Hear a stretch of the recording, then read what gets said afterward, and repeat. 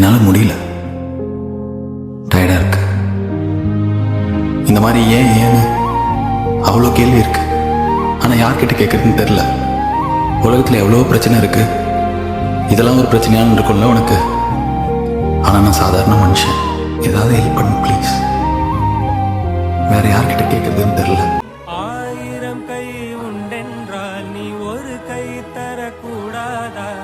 ஈராயிரம் கண் கொண்டாய் உன் ஒரு கண்யனை பாராதா? உன்னில் சரண